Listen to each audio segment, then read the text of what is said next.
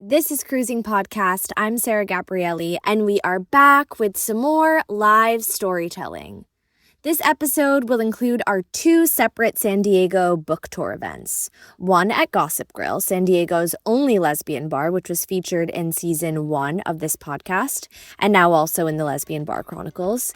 And then in Act 2, you'll hear stories from our event at Diversionary Theater, a queer theater company not far from Gossip Grill.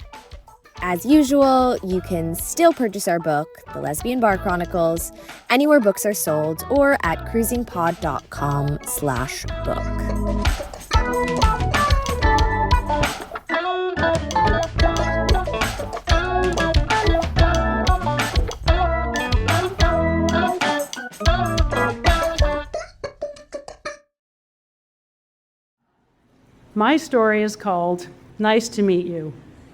Last summer at the San Diego Pride Festival, I was so content it was physically hard to leave. My entire being was begging me to stay in this curated rainbow world because I can be myself. Similarly, in Mexico this January, Brandi Carlile's Girls Just Want a Weekend has a safety so pervasive it's known as the bubble. Someone in the Brandi bubble gave me an oversized button that said, "Becoming myself." And I said, hell yes. I first met myself at a festival in the 90s. Robin Tyler Productions, West Coast Women's Music and Comedy Festival near Yosemite. Got at least one. The old guard. I owe my story to Robin and Brandi and all the badass women creating these spaces for us. So here it is. I am bisexual, and baby, I was born this way. Honestly, the big shocker for me was finding out other people weren't. Exhibit 1, 1962. Don't worry, we'll get through the decades quickly. 1962, I was born into a performatively Catholic Mad Men-era family. As a family, we watched beauty pageants on our black and white TV, all of us staring at gorgeous women. I assumed we were all having the same internal experience. 1972, I was at recess, Holy Ghost School, walking on the blacktop with my girlfriend, holding hands, when a boy yelled, "Lesbians," and he acted like it was a bad thing. It instantly activated my undeserved but flaming Catholic shame. We were only 10, but we tried to co-opt it by singing, sing along if you know this one, "I love you, you love me, homosexuality. People think we're just friends, actually we're lesbians." We were precocious, but inside I burned, and a big part of me went underground. 1982, I was living in San Francisco in my wild 20s, having all the yummy experiences with women. But in retrospect, there were always men somewhere in the picture, men and either alcohol or drugs. One threesome intended for him resulted in her only wanting to be with me. And she was great, but I hate that I was not ready yet to walk down the street holding hands again. 1992, I spent Labor Day weekend with 1,000 women, only women, at the West Coast Music and Comedy Festival. Women's, missed the word women's. Other than daily trash pickup, heavily guarded by butch lesbians, there were no men. I have never felt so safe in my body. I was 30, newly sober, and newly out. By then, I had walked down the street holding hands with my girlfriend and even survived the heartbreak of finding out that we weren't exclusive. But this festival was more than fun. It was crazy educational for me. The sheer numbers of women, women's bodies, just so many body things I didn't know. I am very pro-nudity outdoors when it's safe. We were like mermaids and lizards on the rocks by the river. The baby dykes were piled on top of each other inside the lodge. Every night, I fell in love at least once, sometimes with a main stage performer. Shout out to Deirdre McCullough and Olivia Records.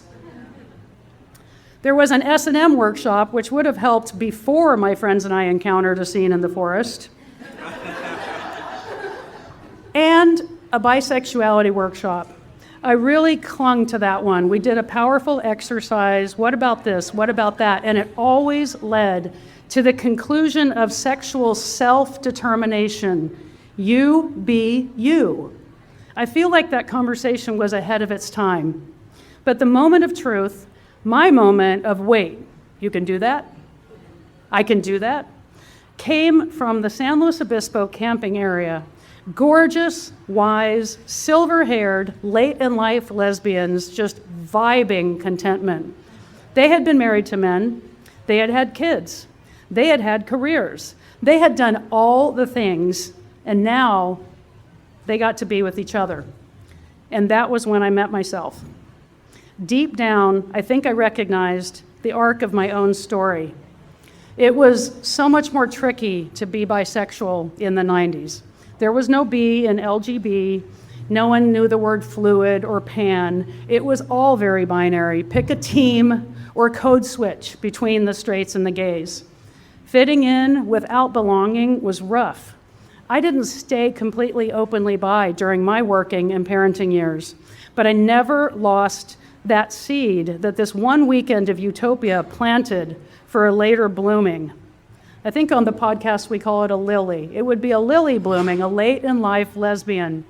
I love women my age. I am so glad I finally met myself. Now I just need to meet my partner.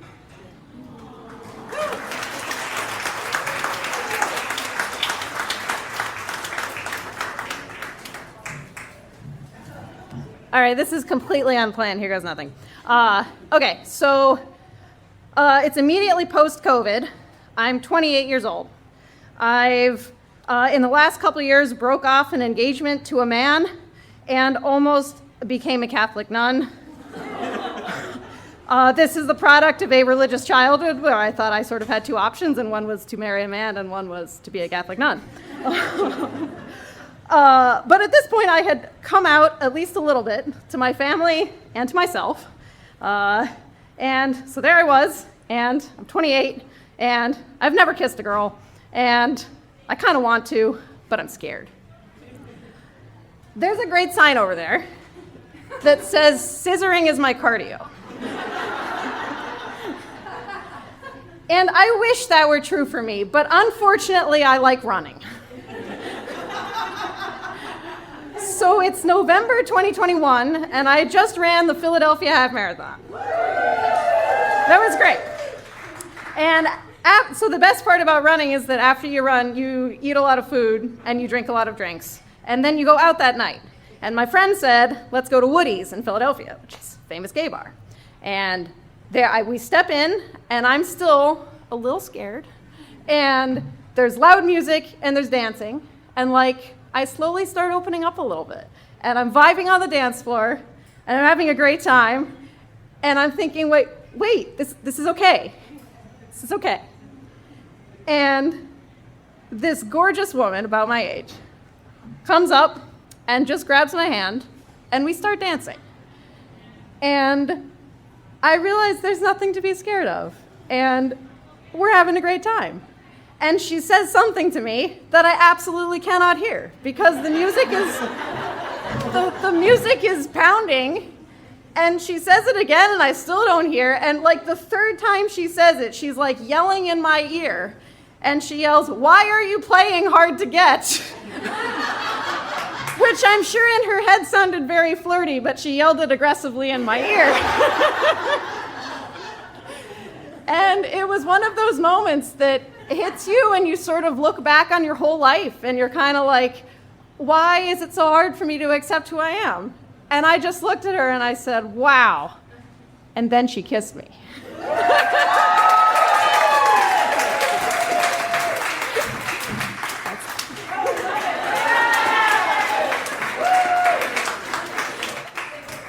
All right, totally impromptu. My name is Marina, and I'm originally from Singapore, right?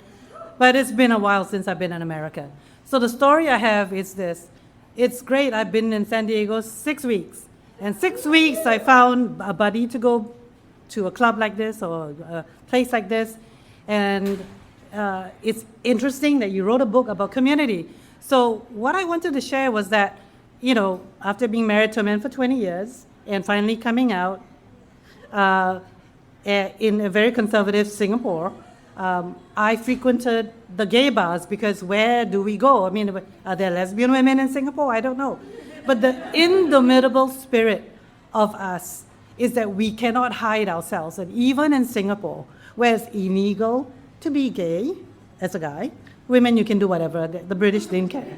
All right. But even in Singapore, where it's illegal to be gay, and it's hard to be yourself, the women found a place, a street. There is a street in Singapore. So if you want to go there, I will tell you where it is. It's underground, practically. But there are places where women are just themselves. And it's so great to know that I came from that. And here it's so open. But guess what? We are afraid to hold hands. I'm from North Carolina. I've been here 6 weeks. We don't hold hands there. Okay? Yeah. So it's wonderful. You wrote the book. And I want to see that spirit. But I know that spirit exists. And I was also kissed in a bar in Henry and Hudson. Thank you.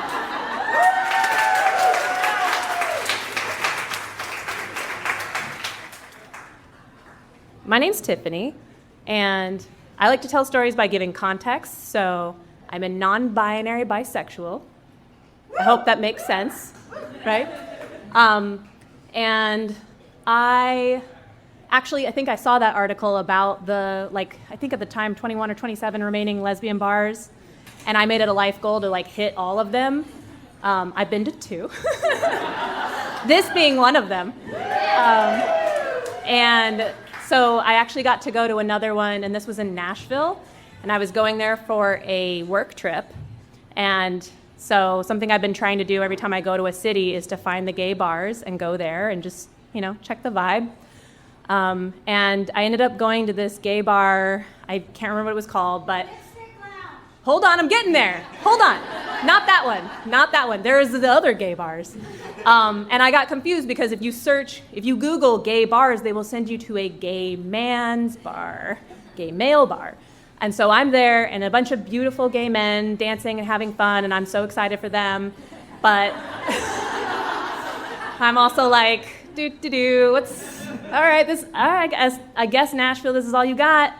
And this beautiful, lovely human being came over to me, I'm assuming gay man, gentleman, professor at Vanderbilt, with a beautiful southern drawl. I can't do it, but he came up to me, he's like, "Oh, honey, you are in the wrong place." And I was just like, "How did you know? Oh my God." And so he told me, "You need to go to Lipstick." And I was like, "What is this?" And he's like, "Oh, it's on the other side of town. Quick, get in an Uber and go." And I was like, "All right, I guess so." So I was like, "Oh, I can just walk there." And he's like, "You cannot walk there."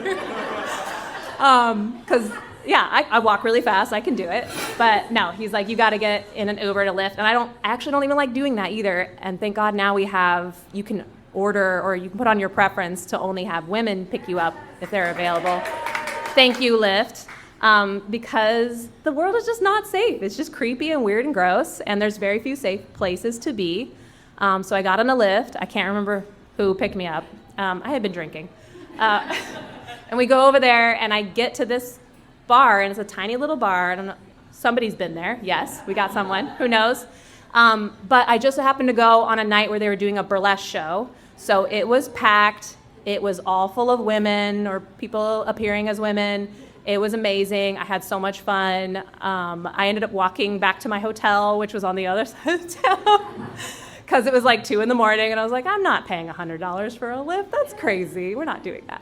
But so I had the same dream. I didn't want to do a podcast about it because I was like, that's going to take me forever to get to all these places. So I'm so glad somebody did it and wrote a book. That's amazing. But yeah, that's the end of my story. That's it.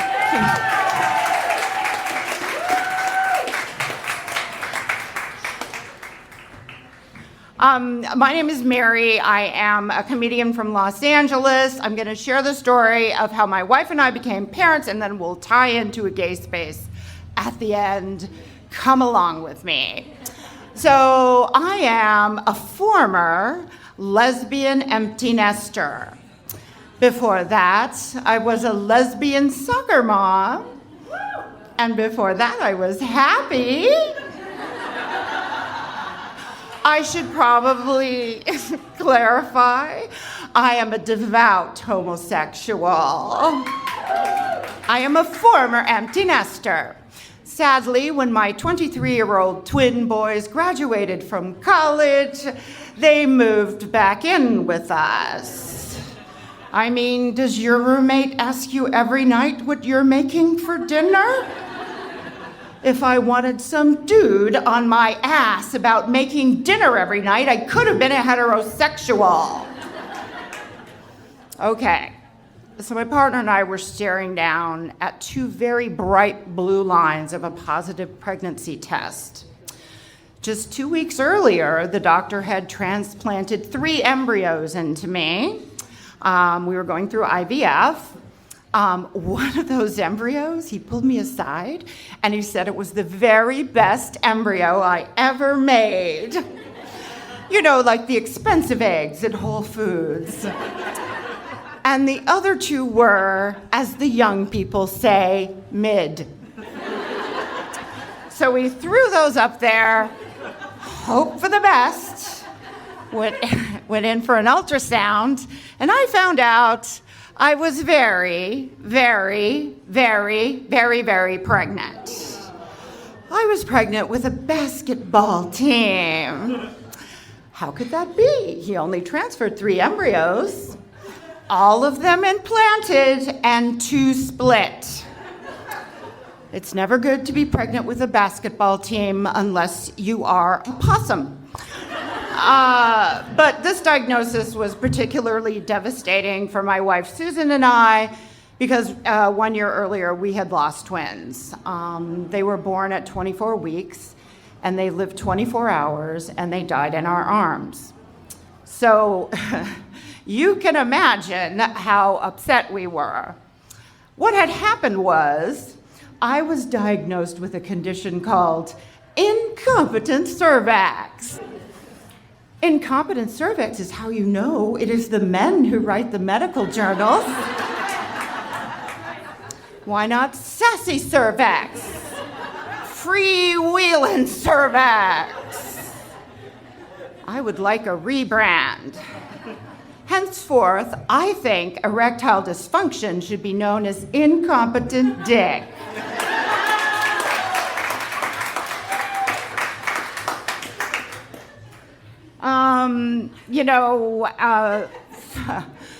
Thank gosh we live in the state of California because I had access to the most tremendous reproductive health care. Like the only thing worse would have been if I had been forced to try and carry 5 babies to term. Some of them would have died. I might have died. I wouldn't have survived the emotional trauma. So after many difficult conversations, we decided on a procedure called a selective reduction, which is just a very precise abortion. They do it with an amnio needle. Because the timing, they did it on October 31st. They strapped me to this bed, and it raised and lowered, raised and lowered. I was the Dyke of Frankenstein. And, you know, it was very traumatic. It's very antithetical to what we were trying to accomplish. I'm on the table, and this, callous nurse came up, and she stuck her face in mine, and she said, "Do you want to watch?" Because she was doing the ultrasound, and I didn't want to be there. I didn't want to watch. And then I just started crying on the table. My tears sort of drained into my ears. And but thankfully, there was one nurse who had come to know me, and she grabbed that other nurse by the collar and yanked her out of my eye line and held my hand for the rest of the procedure. Fine. Thank God for nurses. And the doctor very solemnly announced, it is done. Wasn't quite done. I still had to have my cervix double stitched. I had 7 months of complete bed rest. My partner was the Cinderella of Sherman Oaks, waiting on me hand and foot. And in the end, you guys, we ended up with $1 million in medical debt. And 2 very healthy bruisers. My sons, Kenji and Tadashi. Anyway, yeah, as I mentioned recently, they graduated from college. One of them graduated cum laude, and the other one graduated al dente. That means by the skin of his goddamn teeth, you know what I mean?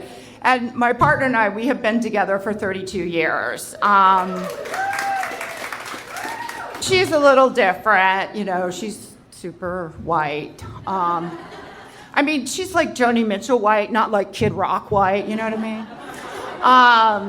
But she is what we used to refer to in the gay community back in the day.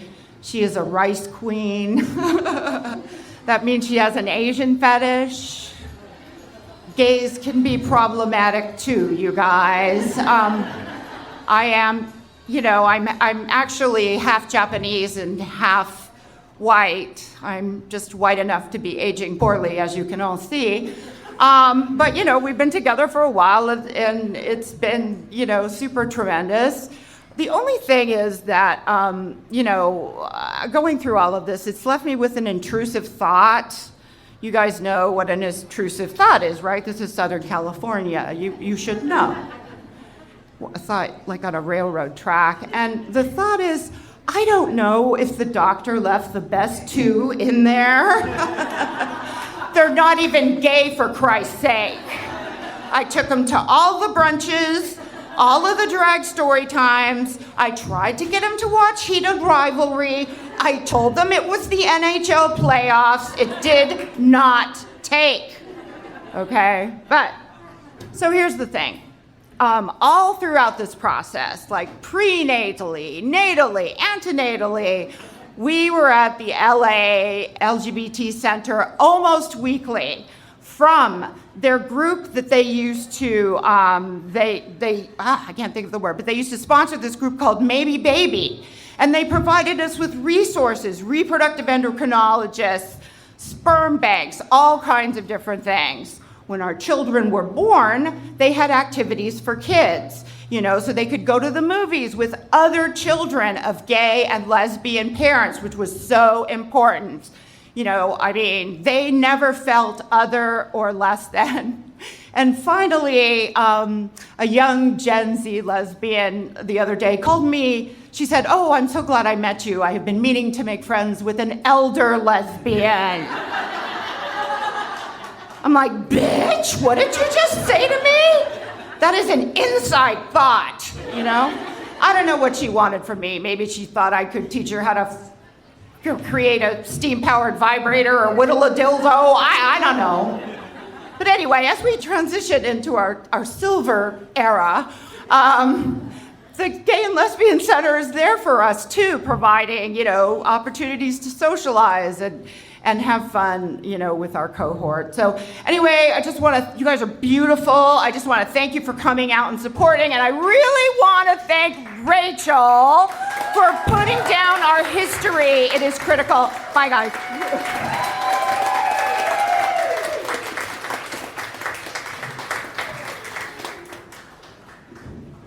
Okay, let's talk elder.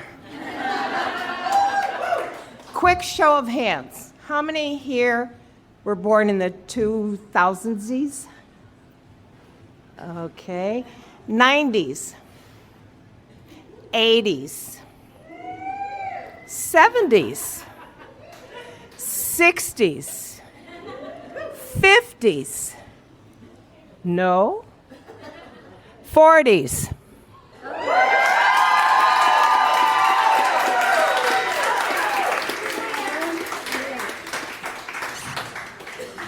And I was a very, very late bloomer. I had no role models.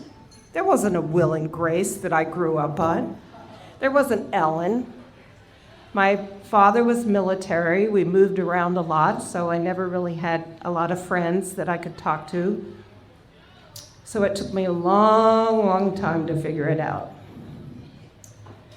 And Oprah helped a lot. She used to have all those gay people on her shows. And at my brother's wedding, where all of the family was assembled, I decided I was going to come out. So we're in the car, riding to the church, and all of a sudden, my mother just out of nowhere says, "I'm so relieved that John is getting married. I was so worried he was gay." Here I am, sitting in the back seat, thinking maybe this is not such a good time to come out. And then I thought, oh, Mom, you worried all those years about the wrong kid. So it took me a few more years to finally come out. I married my high school sweetheart, a man. That's what you did. And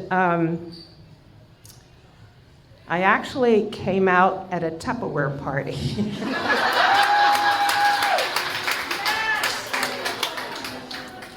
All of the women wives in his department would do these Tupperware things. And you had to go, you had to play the game.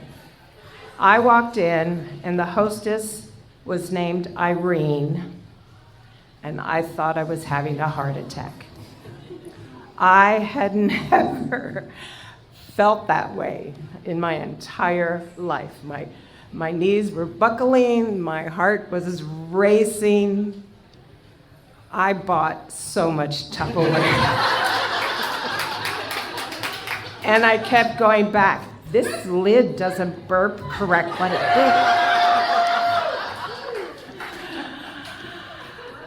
And Irene was a big feminist, okay? I was on the very cusp of the second wave of the women's liberation movement.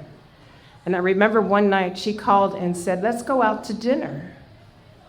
And I said, "Okay, I'll ask my husband." And she goes, "No, I just met you." And I'm like, okay, this is new. I'm up for it. We had a wonderful dinner. And she and her husband moved to Denver, and I followed her. Left my husband back in upstate New York where he belonged. And that's where I finally really did come out. Even got involved with PFLAG, and unfortunately, that was in the 80s when all the men were dying of AIDS. And it got to the point where I was going to a funeral every week. And at some point, I just couldn't take it anymore, and that's how I got to San Diego. And I've been here since 1984.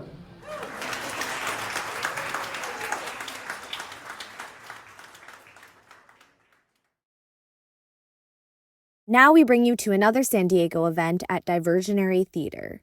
This actually took place several days before the Gossip Grill event you just listened in on. Diversionary is the third oldest LGBTQ+ theater in the country. Founded in 1986 at the height of the AIDS epidemic, its purpose has always been to shed light on social and political issues impacting our community. And our event was no different. As a high school athlete back in the 1970s and a beneficiary of Title IX, I was recruited to run track and cross country at San Diego State University.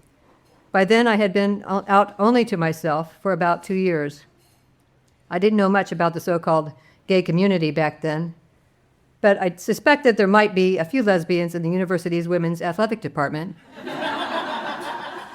And that assumption turned out to be true, but only for the sports for which I had zero aptitude. Turns out that cross country and track just happened to be the only two women's collegiate sports not packed with lesbians. Only gorgeous straight women, at least in those ancient prehistoric times. So Strike one. And cue up 4 years of unrequited crushes. Anyway, I was riding my dinosaur to class one day. I'm kidding, of course. The bicycle had just been invented. I picked up a Daily Aztec, and I saw a classified ad for those born more recently. A classified ad was one of many small text boxes in the back of a newspaper that announced things like job opening, car for sale, etc. A newspaper is... It was like an online news feed, except it was printed on paper and employed actual journalism. Okay, so journalism... Anyway, I saw a classified ad for a meeting of the Gay Student Union, or GSU, to be held on Wednesday evening. I got very excited. I'd heard somewhere that up to 10% of the human population was lesbian or gay. So given that there were 33,000 students at San Diego State, I was thinking there's going to be about 3,000 students at this meeting? Well, of course, not every gay person will go, so maybe 1,000. I better get there on time if I want a good seat. So I prepared. I bought a bike light so I could ride home safely out in the dark. Fortunately, Edison had just invented the light bulb. I ate a light supper, not too much since I'd been meeting hundreds and hundreds of new gay friends that night.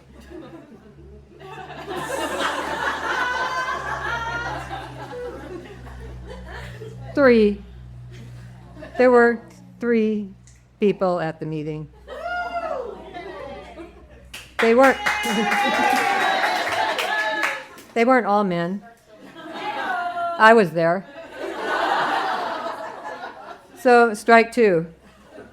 But these very nice men told me about a magical faraway queendom called Hillcrest. They even offered to take me there in another recent invention called the automobile. They also told me about a lesbian bar they'd heard of that wasn't far from State, called the Box Office. So I looked it up in the Yellow Pages to get the address. Okay, so the Yellow Pages was a free 40-pound paperback book that the phone company dumped unceremoniously on your doorstep every year, whether you wanted it or not. This unwieldy tome, it listed the names, phone numbers, and addresses of all the businesses in your region. So I found that, and then next I unfolded my Auto Club map of San Diego. So imagine printing a paper copy of Google Maps and then folding it up origami style into a hand-sized rectangle, which once you unfolded it, would never return to its original neatly folded configuration. That's what helped me locate the box office and determine the best bike route to get there. So one day I finally rode down there. The place was dim, mostly empty, except for the bartender and 2 very butch women playing pool. I didn't want to stay, but I would have felt stupid leaving right away, so I ordered a beer and read a copy of the San Diego Gay Times for an interminable 30 minutes before I, in a shroud of disappointment, pedaled back home. Strike 3, I was out, and not in the way I'd hoped. But to be fair, I had arrived at the bar at 4:30 on a weekday, which, for someone who'd been up at 5 a.m. for the first of 2 daily runs, seemed like a reasonable time to get the evening started. I don't know, maybe an early morning riser like me would never feel at home in the gay world.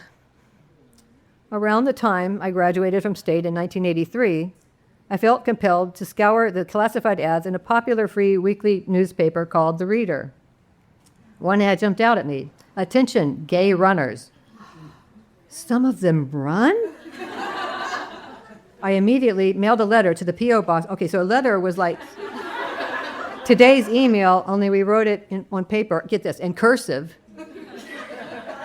then put it in an addressed and stamped envelope that got delivered by the same mail system that today gives you nothing but printed ads and solicitations. Anyway, 2 weeks later, I received a welcome letter with info about this club called Frontrunners. They met, and still do, at Balboa Park every Saturday at 8 a.m. So I could actually sleep in or do a load of laundry beforehand. I'd finally found my peeps.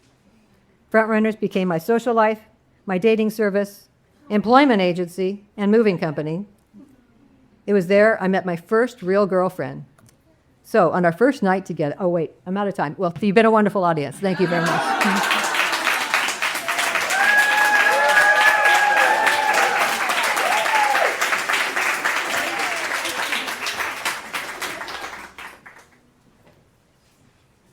I'm Liz. It's interesting because this is bringing back so many memories of coming out in Manhattan. And I just looked in your index to see if you had it. The first lesbian bar I went to was Crazy Nannies. I don't know if anyone's heard of it. I don't even think you could say Crazy Nannies anymore. But it was at a time in the early 90s the early 90s. And it was hard to be a lesbian, especially if you were in banking. So I remember, So I remember I was the president of Women's Bank, the New York Gay and Lesbian Bankers Group. They didn't have any other letters at that time. And I became the president, and we were all men. And I said, we need more women. So I'm just they used to have all these interviews and things. And I said, you just need a ATM card if you're going to be a member of the the New York Bankers Group. So I grew it. And, one of the things I still am friends with a lot of people, a lot of women from back then. And one of the places we went to, we'd meet outside of different events was this place called Ruby Fruit. So I was telling Rachel a story. I'm just very proud of this shirt because one time I went in, it was like a weekday night, and it was a time when lesbian bars was interesting because I would go in and I'd sit at the bar and oh no, you can't sit there, Debbie's sitting there. And then I would sit next to it and I was like, oh no, that's Nancy's seat. No, that's Linda's seat. So now I'm all the way in the back. I'm like, okay. So a friend comes later and suddenly we hear So apparently the women from the New York Liberty came in, and they went upstairs was the bar and downstairs was the grill. So does everyone know who the New York Liberty are? They're the basketball team. So they were raising money. So it was interesting how closeted they were because they stayed downstairs and they would send up one by one like a picture of Teresa Weatherspoon looking forlornly in the distance, and someone paid at the time $1,000 for it. So I waited it out because I was cheap, right? And so by the end of the night, they're sending up napkins signed to sell, and so they sent up this shirt. And so on it, I've got Sophia Witherspoon number 13, Teresa Weatherspoon, and Vicki Johnson. And so I had to borrow the money to buy it. And I don't think she charged me interest, but it was a great evening. And, we've come a long way. We haven't come a long way. And the memories that I have from that time are just, as they say, priceless. Thank you.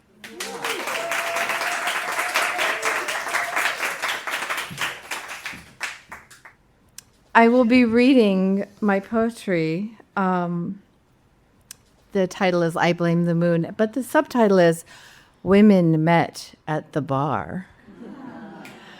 And my story of the lesbian bar is actually very new, considering my age. I was in a relationship for 30 years, and 4 years ago, in September, my partner of 30 years passed away. I know.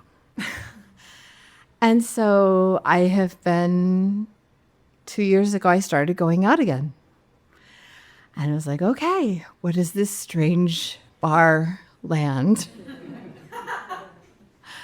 And so I'm going to share one of the poems here as a little teaser for you. Dancing in close. The slightest motion of her knee sends me.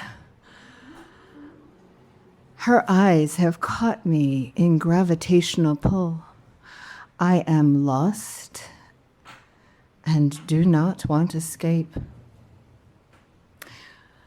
You should get my number, she says. I should, and I do. Thank you.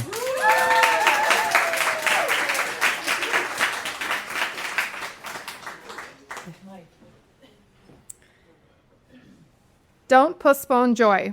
I read the famous mantra by Edie Windsor, and like a slap to the face, I knew what I had been postponing. 5 years earlier, a summer evening in Paris, I heard music I didn't recognize. At the Trocadero Plaza, couples moved across the stone esplanade, lost in each other's embrace. It was Argentine tango. But this wasn't the tango I thought I knew. No outstretched arms, no sharp head flips. This was intimate, meditative, unhurried, sensual. Years went by, and then another, until Edie's words propelled me into action. The first studio I found described tango as an expression of passion between a man and a woman. The second had only a male instructor. The third was the furthest away, but there was her photo. Blonde, elegant, the kind of woman who makes you straighten your posture just looking at her. When I wrote explaining my case, she simply wrote back, "Are you available Saturday at 2?" You see, in the traditional world of Argentine tango, women follow. I wanted to lead. As Saturday approached, I began to negotiate with myself. You're too far. You're too busy. You should wait. A whole internal chorus of shoulds. But instead of shoulding all over myself, I pulled on my black pants, I put on my heels, and I arrived at the studio at 1:50 p.m. I sat outside, not wanting to interrupt her lesson. Through the glass, I watched her demonstrate a sequence, her blonde bob catching the light as she moved across the floor. There was Colette. She looked up mid-demonstration and caught me watching. She lifted one finger. Wait. Before I even decided whether to stand or sit, she was already crossing the room to the door. Her smile was devastatingly warm. I extended my hand to shake, but she instead leaned in, brushing her cheeks against mine, once, twice, taking my arm and leading me inside. The door clicked shut behind us, and the room filled with the music I heard in Paris. When her student left, she turned to me. "Madame," she said formally, the formality somehow warm in her mouth. She held out her hand, inviting me to the floor. As we walked together, she studied me. "So," she said, "Madame wants to lead?" It was something I felt deeply, but never said out loud. "I believe dance roles shouldn't be defined by gender," I said. "And I prefer to dance with a woman." I searched her face for any sign of judgment. She nodded. We began with the abrazo, the embrace. "Imagine reaching for your favorite cup of tea," she said, "in the upper cabinet. We come together like a cone." She lifted her arms. I stepped in. I wrapped my right arm around her shoulder, taking her left hand. We fit. She perfectly molded to me, her chest against mine, her height just right. Every line of us meeting, it felt natural before I had time to be nervous. Then she stepped away. "Tango is a walking hug," she said. "You hug very well." "But can you walk?" I opened my mouth to respond, but her palm landed on my collarbone, exactly where a lover might rest. "The leader's intention comes from the torso," she said. I stepped forward. In the mirror, I saw her eyes close as we moved, her expression softening, as if listening to something only she could hear. Minutes ago, we were strangers. Now I was leading a woman across the dance floor. In that reflection, I saw the joy I've been looking for. The hours slipped away. As I changed out of my dance shoes, I did what every queer woman does. I assessed. The long red nails, the way her palm had rested on my collarbone, the way our bodies fit, the kiss on both cheeks. Any of it could have been tango, or French, or just Colette. I was 31. She was 70. Thank you, Edie.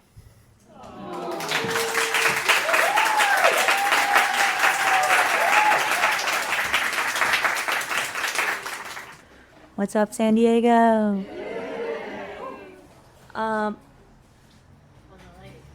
Emily? Whoa. This speaker has just spotted someone in the crowd That's that they crazy. used to know. Okay. Wow. That's crazy. Anyway, this is We'll talk about this later. Wow. Okay, this is how f***ing lesbians work. Can I say this story? Holy shit. So my wife and I met in college. Sorry, not to Wait, I have no idea what she's No, talking no, about. no. This is insane. My wife and I. What are you doing in San Diego? Anyway, my wife and I met in college, right? Before that, thank you. Woo. Before that, like Tinder was popular in 2016. Can I get a woos? Tinder, yes. And it was like Pokemon, right? Like gotta catch 'em all. And me and Emily, we matched on Tinder, and we full on like you came to my dorm room, and like that's crazy. This is my wife, Emily. So. Yeah, I was kind of pissed because I got you breakfast the next day and you had one bowl of cereal. I was a little pissed. It's okay, we'll talk about it later. Wow, that's so bizarre. Okay. Mind you, we went to school in the middle of nowhere, like Illinois. This is batshit crazy right now. Okay, so, wow. Our story. So, again, we met and she's very shy. She's from the Midwest. Ally. So we went to school in the Midwest, and there wasn't a lot to do that was queer out there except each other, and so there was this one bar in Champaign, Urbana, Illinois, and it was called C Street, and it was very dirty and dungy, and just don't go there. Well, you can't anymore, but it was just so like quintessential like coming of age. We were just young queer. We never went together. We talk a little bit. So. Yeah, so it was a drag bar, so we would go there on Sundays because they had a drag show. And so I would go there. We never went together. Yeah. I think you went, but it eventually closed down. And so fast forward to we move out here to San Diego, and we go to La Jolla Playhouse, and Sasha Velour is doing her show. Talks about her story and like how she became who she is. And she talks about this bar that she performed at in a little town in the middle of Illinois. Mm-hmm. And she was saying these, like, she was explaining it, and we're like looking at each other. We looked at each other during the show and was like, C Street? So we never got a chance to talk to her after the show, but fast forward a couple more weeks, and she's here watching a show at Diversionary. We came down to the Clark Cabaret, and we stole a couple minutes from her, and we just asked, like, hey, were you talking about C Street? And she, like, stops dead in her tracks. And sure enough, like, that was the bar that she first performed drag in. Yeah. And now it's, of course, no longer there. But, yeah, that's our short story. Yeah. Last but not least, we're going to hear a bit about Libellula Books, a local San Diego bookstore, both queer and BIPOC owned, which partnered with us for the event at Diversionary and came through to sell copies of the Lesbian Bar Chronicles that night. Hello, everyone. So I'm Karen. If you want to know how to say Karen in Spanish, it's Karen. So yeah, we're a bookstore in Barrio Logan. It's a beautiful bookstore. I hope if you guys haven't been, you have to, because we also have cats. But besides that, a beautiful place. We're queer brown owned, and honestly, you have to go to really understand fully the magic of that store. It's not just a bookstore, it's a third space for the community, and it's a safe space, and being there every day has been, just being able to work there has been amazing. I think one of the best things about my job is seeing the queer kids that come through that are processing or closeted or want to just find themselves in the bookshelves and stories and other people, and we have that for them there. And when they go in there, I can definitely see just the sense of relief when they walk in, that like, oh my God, I'm home, or it's okay, you know, like, so it's such a beautiful space. Personally, I was a customer. I lived in LA, but I used to, with my partner, we used to go to Barrio Logan, and Libellula was always our stop. And it was probably honestly the space that made me move down here, because that's the magic of it. But it honestly provided the space I needed to also feel more comfortable to be myself and come out. If you have a Mexican family and a machismo dad, you know, but but it really gave me that courage to finally be who I am. And honestly, I have so much thanks and gratefulness for that space. And yeah, it's just, I can't say more of it, but just please check it out, and you'll get to see all that it is, and everyone's welcome. So thank you.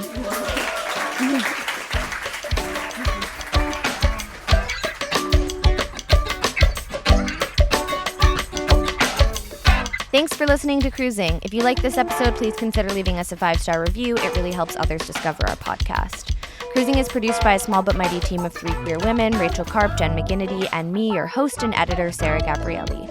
Our theme song is by Joey Freeman. You can support us at buymeacoffee.com/cruisingpod. Follow us on social media at cruisingpod, on Substack, cruisingpod.substack.com, and at our website, www.cruisingpod.com.